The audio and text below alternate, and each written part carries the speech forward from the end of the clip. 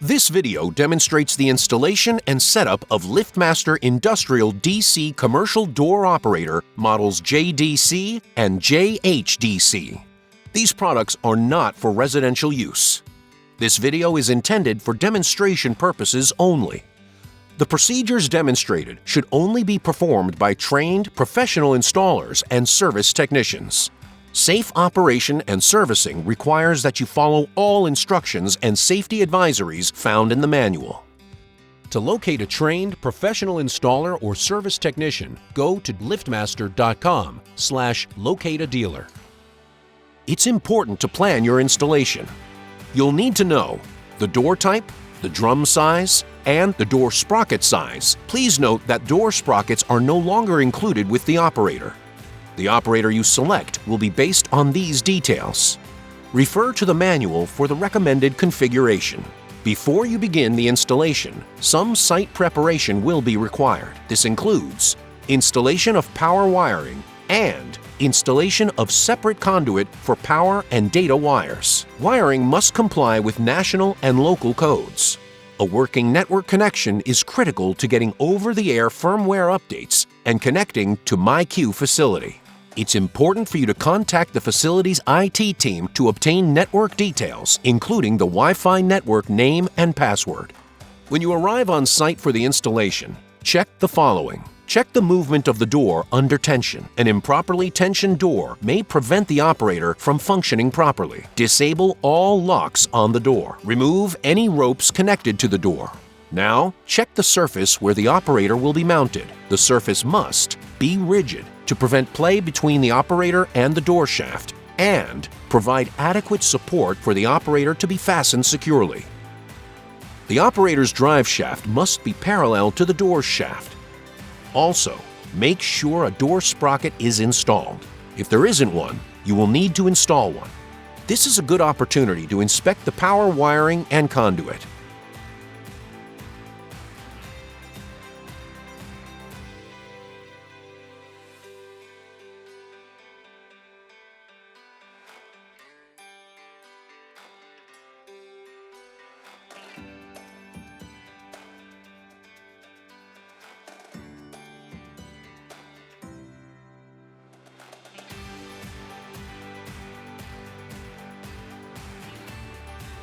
Let's take a closer look at the product.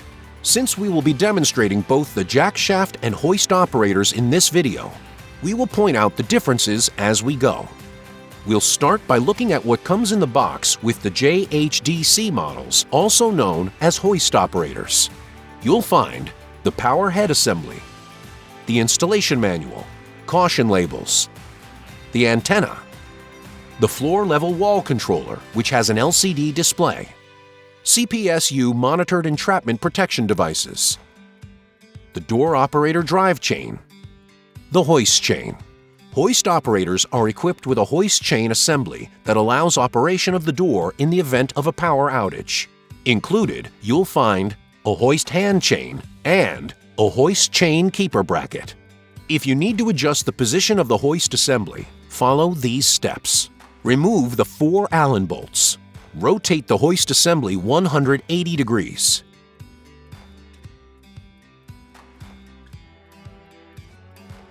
Replace the Allen bolts. JDC models are known as jack shaft operators. JDC models do not have a hoist assembly. They include a battery kit that allows operation of the door in the event of a power outage. The battery kit consists of a mounting tray which comes pre-assembled with 2 4.5 amp-hour batteries.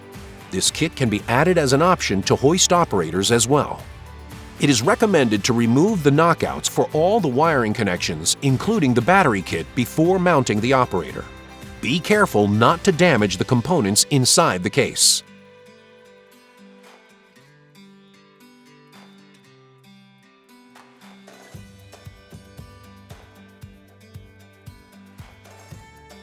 JDC and JHDC are dual-handed, so they can be installed either on the left or right side of the door.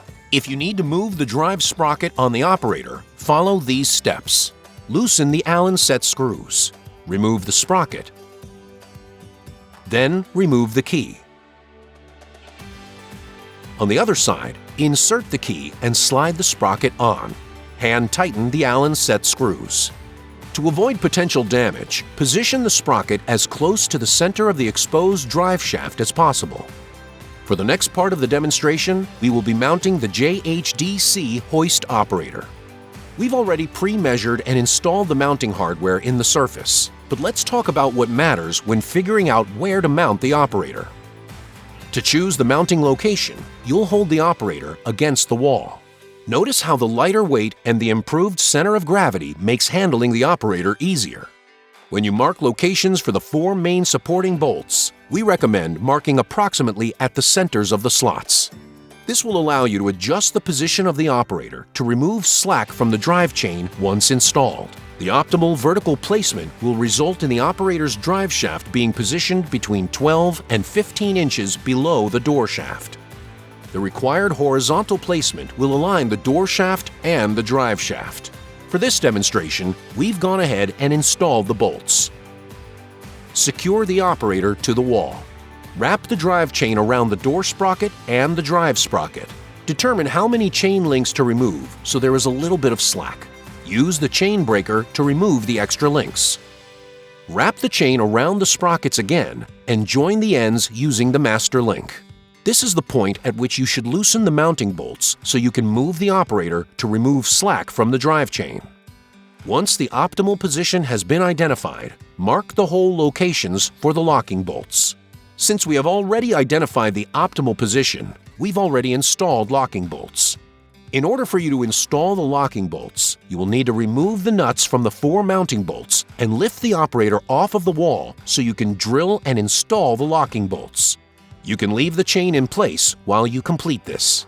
Once all of the hardware is installed into the surface, place the operator in position, making sure the chain is properly connected to the sprockets, and tighten all the mounting hardware. If you need to adjust the position of the door sprocket, now is a good time to do that. Let's connect the hoist chain. Run one end of the chain through the hole in the plate, over the pulley, and down through the other hole. Twist the end link to open it. Join the ends of the chain together. Then, close the link. Before we begin wiring the operator, make sure power is disconnected at the circuit breaker. Start with the door in the closed position. Power wiring should already be in place. Follow these steps to complete the wiring. Unscrew the cover screws and open the power head. The cover is easy to remove. There is a sticker covering the connectors for voltage selection. Remove it and put it to the side. Identify the connector for your application's voltage. For this demonstration, we are connecting to 120-volt single-phase power. Plug the power selection wire harness into the connector. Make sure it is securely snapped into place. Cover the unused connector with the label. Route the power wiring into the operator. Then secure the conduit to the power head. Locate the connectors labeled L1, L2, and ground. Plug the appropriate power wires to those connectors using the new Easy Push tab plugs. The new wall controller features an LCD panel which provides access to the programming menu and other important status information.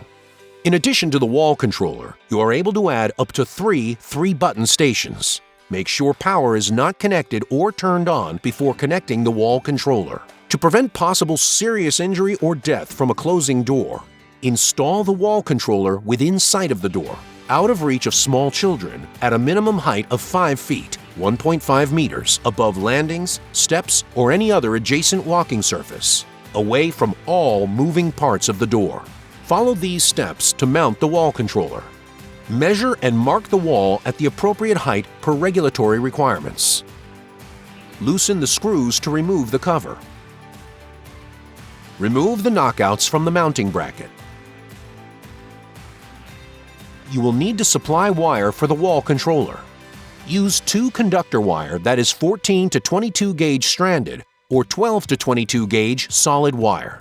Follow these steps for wiring to the wall controller.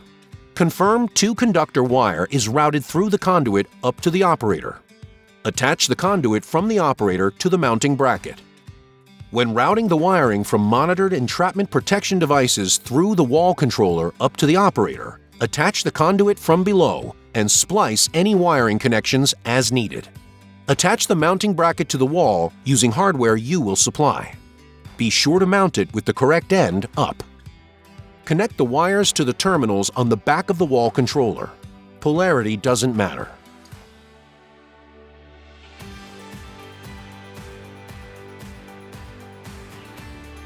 Reattach the cover to the mounting bracket and tighten the screws. Attach the warning placard to the wall next to the wall controller. Industrial commercial door operators are now supplied with CPSU monitored entrapment protection devices included in the box. You'll be supplied with mounting brackets with hardware and a transmitter and receiver. The wires on the transmitter and receiver are short. You will have to supply wire that is 14 to 22 gauge stranded or 12 to 22 gauge solid wire. Route this wire through conduit that is separate from the power wiring conduit. Follow these steps to mount the CPSU devices. Assemble the mounting brackets using the provided hardware. Attach the transmitter and receiver to the brackets. Select a mounting location either on the wall or the floor. If mounting to the wall, measure and mark 6 inches above the floor. This is the height at which the devices must be installed. This site has protective rails that the sensors will be attached to. Be sure to observe all warnings and advisements in the instruction sheet. Splice the wires from the transmitter and receiver to the wires running up to the operator. Follow the steps to connect the CPSU devices to the operator. Make sure power is off to the operator. Route the wires from the CPSU devices into the operator. Locate the connectors for monitored devices. Twist together the wires for the edge-eye connection. Twist together the wires for common.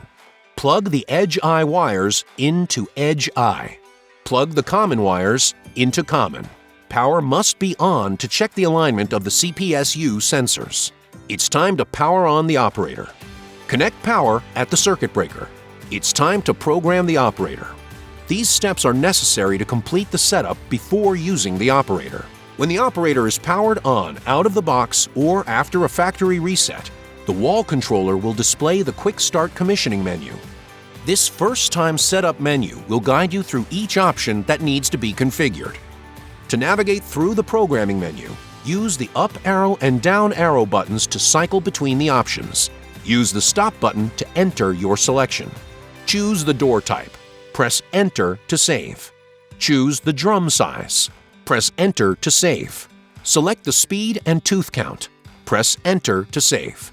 To set the open and close limits for the door position, follow these steps. Select Open Limit. Press Enter to show the encoder position. The display will show a number corresponding to the door position. Use the up arrow and down arrow to move the door to the fully open position. Press Enter to save. Select Closed Limit. Press Enter.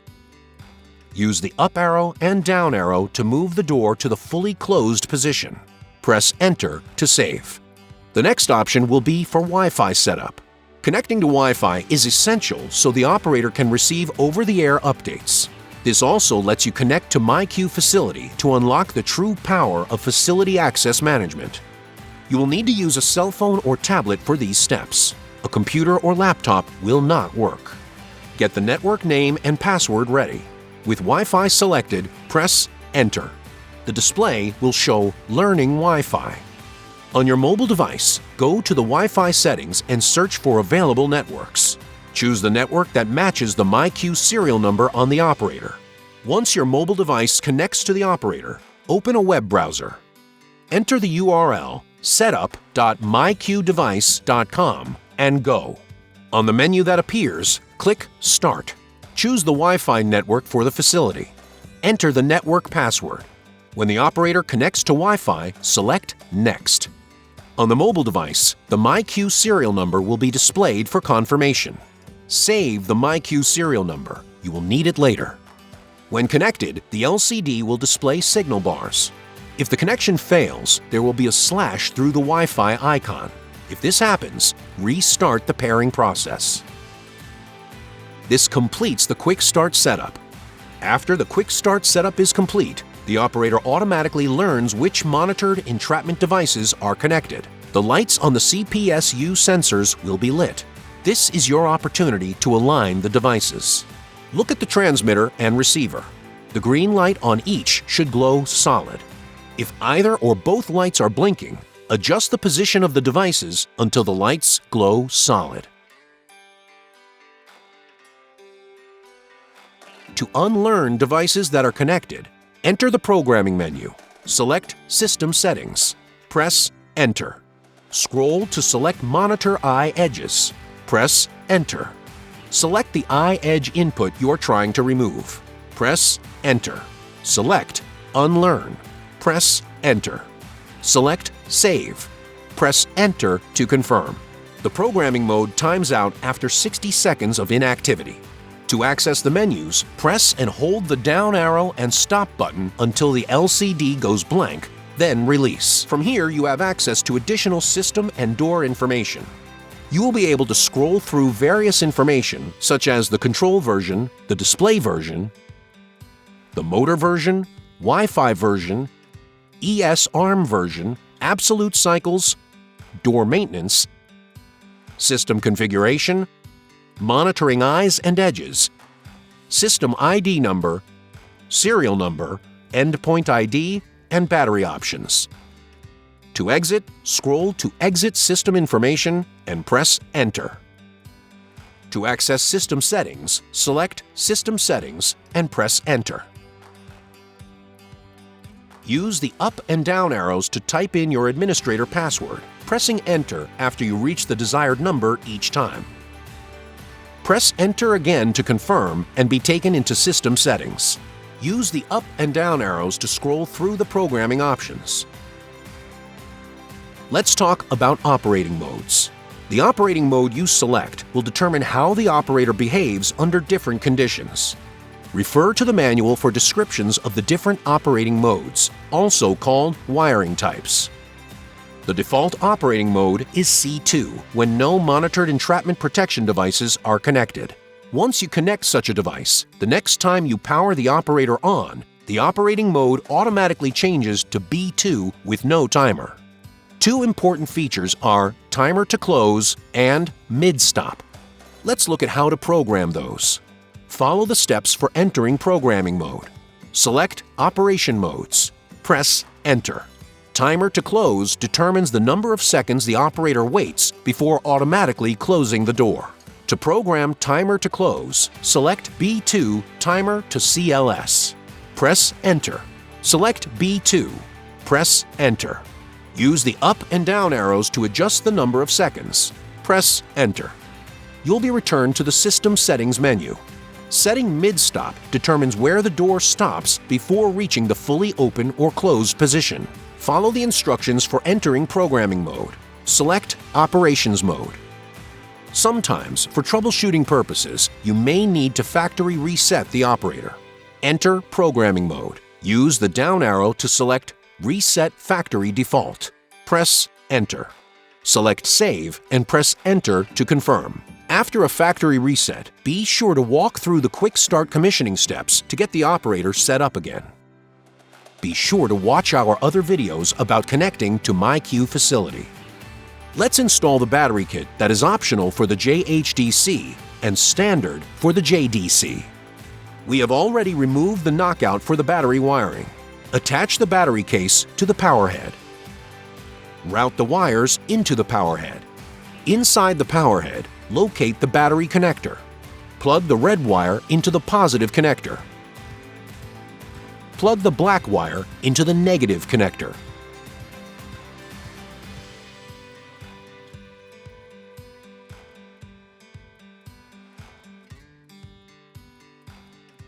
Visit partner.liftmaster.com to learn more about how to get the most out of LiftMaster products with MyQ facility.